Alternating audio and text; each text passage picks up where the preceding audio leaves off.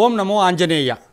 ಪ್ರತಿ ಮಾನವನ ಜೀವನದಲ್ಲೂ ಸಹ ನಾವು ಅನೇಕ ನಮ್ಮ ಜೀವನದ ವಿಶೇಷವಾಗಿ ಚಿಂತೆಗಳಲ್ಲಾಗ್ಬೋದು, ಸುಖಗಳಲ್ಲಾಗ್ಬೋದು, ನಮ್ಮ ಜೀವನ ಲಹರಿಗಳ ನಮ್ಮ ವೃತ್ತಿ ಜೀವನದಲ್ಲಿ ನಾವಿರ್ತಕ್ಕಂಥ ಸಂದರ್ಭದಲ್ಲಿ ಪ್ರತಿಯೊಬ್ಬರಿಗೂ ಒಂದು ಕಾಡ್ತಕ್ಕಂತಹ ಒಂದು ಪ್ರಶ್ನೆ ಕೂಡ ಇರುತ್ತೆ. ಜೊತೆಗೆ ಆಕಸ್ಮಿಕವಾಗಿ ಎಲ್ಲೋ ಒಂದು ಕಡೆ ನಾವೆಲ್ಲೋ ಒಂದು ಕಡೆ ಫೇಸ್ ಮಾಡಲೇಬೇಕಾಗಿರುತ್ತೆ.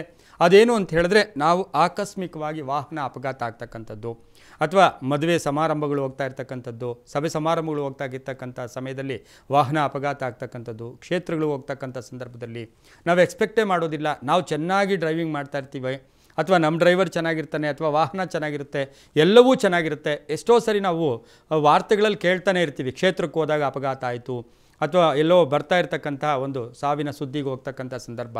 ಇದೆಲ್ಲವೂ ಕೂಡ ಆಗ್ತಕ್ಕಂಥದ್ದು ಹೇಗೆ, ಇದು ಯಾಕೆ, ಇದಕ್ಕೇನು ಪ್ರಶ್ನೆ, ಇದಕ್ಕೆ ಉತ್ತರ ಇದೆಯಾ, ಇದನ್ನೆಲ್ಲಾದರೂ ತಡೆಗಟ್ಬೋದಾ, ಇದಕ್ಕೇನಾದರೂ ಒಂದು ತಂತ್ರ ಇದೆಯಾ ಅಂತಕ್ಕಂಥ ಒಂದು ಪ್ರಶ್ನೆ ಕೂಡ ಉದ್ಭವಿಸುತ್ತೆ. ನಮ್ಮ ಸನಾತನ ಹಿಂದೂ ಧರ್ಮದಲ್ಲಿ, ನಮ್ಮ ಸಂಸ್ಕೃತಿಯಲ್ಲಿ ನಾವು ಸನಾತನೋ ನಿತ್ಯ ನೂತನ ಅಂತಕ್ಕಂಥ ಒಂದು ಮಾತನ್ನು ಕೂಡ ಹೇಳ್ತೀವಿ. ವಾಹನ ಅಪಘಾತಕ್ಕೆ ಬಹುಮುಖ್ಯವಾಗಿ ಕಾರಣಗಳೇನಾಗಿರುತ್ತೆ, ಕಾಲಾಯ ತಸ್ಮೈ ನಮಃ ಅಂತ ಹೇಳ್ತೀವಿ.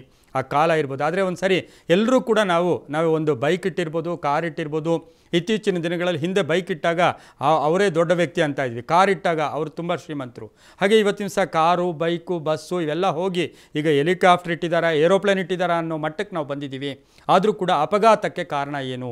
ನಮ್ಮಲ್ಲಿ ಎಲ್ಲವೂ ಕೂಡ ಹಿಂದೂ ಧರ್ಮದಲ್ಲಿ ಅಥವಾ ಸನಾತನ ಸಂಸ್ಕೃತಿಯಲ್ಲಿ ಅದಕ್ಕೂ ಕೂಡ ಒಂದು ಪರಿಹಾರ ಇದ್ದೇ ಇರುತ್ತೆ. ಈ ಅಪಘಾತಗಳಿಗೆ ಕಾರಣ ಏನು? ಇನ್ನು ಜ್ಯೋತಿಷ್ಯದ ರೀತಿ ನೋಡೋಕೆ ಹೋದಾಗ ರಾಹು ಇರ್ಬೋದು, ಹಾಗೆ ಕುಜ ಇರ್ಬೋದು, ಕೇತು ಇರ್ಬೋದು, ಶನಿ ಇರ್ಬೋದು. ಈ ಗ್ರಹಗಳೇ ಕೂಡ ನಮಗೆ ಅಪಘಾತಕ್ಕೆ ಕಾರಣ ಆಗಿರುತ್ತೆ.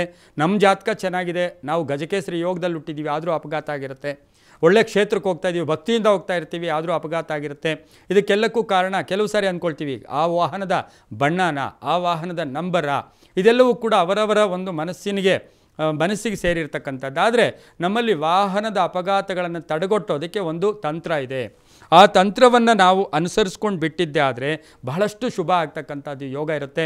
ನೀವು ಹಳೆಯ ವಾಹನ ಆಗಲಿ, ಹೊಸ ವಾಹನ ಆಗಲಿ, ಆಗಲೇ ಯಾವುದೋ ಸೆಕೆಂಡ್ ಹ್ಯಾಂಡ್ ತೊಗೊಂಡಿದ್ದೀರಾ, ಇನ್ನೊಂದು ತೊಗೊಂಡಿದ್ದೀರಾ ಗೊತ್ತಿಲ್ಲ, ನೀವು ಯಾರೇ ಸಹ ವಾಹನದ ಮಾಲೀಕ ಇರ್ಬೋದು, ಡ್ರೈವರ್ ಇರ್ಬೋದು, ನಿಮಗೆ ಯಥಾವಿಧಿಯಾಗಿ ಅಲ್ಲಿ ಯಾವುದೇ ಒಂದು ಜಾತಿ ಮತ ಪಂಥಗಳು ಬರೋದಿಲ್ಲ.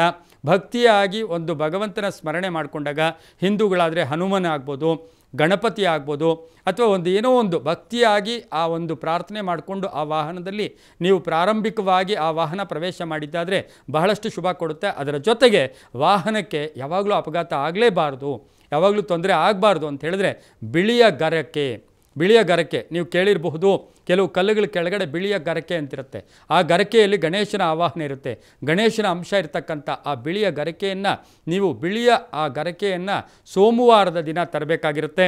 ಅದು ಸಹ ಯಾವಾಗ ಅಂದರೆ ಬೆಳಗಿನ ಜಾವ 7:30ಯಿಂದ 9 ರಾಹುಕಾಲ ಏನಿರುತ್ತೆ, ಆ ರಾಹುಕಾಲದ ಸಮಯದಲ್ಲಿ ಬಿಳಿಯ ಗರಕೆಯನ್ನು ತಂದು ಅದರ ಜೊತೆಗೆ ಒಂದು ಅರಿಶಿನ ಕೊಂಬನ್ನು ಹಾಕಿ ಒಂದು ಬಿಳಿಯ ವಸ್ತ್ರದಲ್ಲಿ ಕಟ್ಟಿ ಅದು ನಿಮ್ಮ ಗಾಡಿಯಲ್ಲಿ ಆ ವಾಹನದಲ್ಲಿ ಇಟ್ಕೊಂಡಿದ್ದೆ ಆದರೆ ಆ ಒಳಗಡೆ ಇರ್ತಕ್ಕಂಥವ್ರಿಗೆ ಜ್ಞಾನ ಚೆನ್ನಾಗಿರುತ್ತೆ.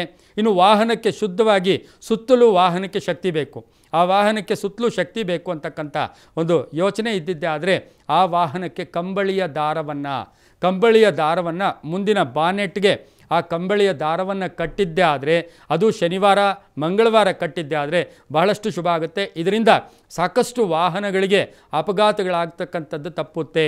ನೀವು ಮಾಮೂಲಿಯಾಗಿ ಉದ್ಯೋಗಕ್ಕೆ ಹೋಗ್ತೀರಾ, ಪರವಾಗಿಲ್ಲ.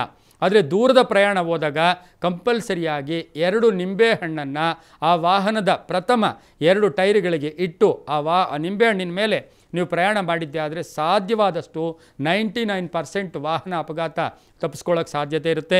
ಬಿಳಿಯ ಗರಕೆಯಲ್ಲಾಗ್ಬೋದು, ಕಂಬಳಿಯ ದಾರದಲ್ಲಾಗ್ಬೋದು, ನಿಂಬೆಹಣ್ಣಿನಿಂದ ನಾವು ವಾಹನದ ಅಪಘಾತವನ್ನು 90% ನಾವು ತಪ್ಪಿಸೋಕ್ಕೆ ಸಾಧ್ಯತೆ ಇರುತ್ತೆ. ನಂಬಿಕೆಯೇ ದೇವರು, ನಂಬಿಕೆಯಿಂದ ಒಳ್ಳೆಯದಾಗುತ್ತೆ. ಈ ರೀತಿ ಮಾಡಿ ತುಂಬಾ ಒಳ್ಳೆಯದಾಗುತ್ತೆ. ಸರ್ವೇ ಜನ ಸುಖಿನೋ ಭವಂತು.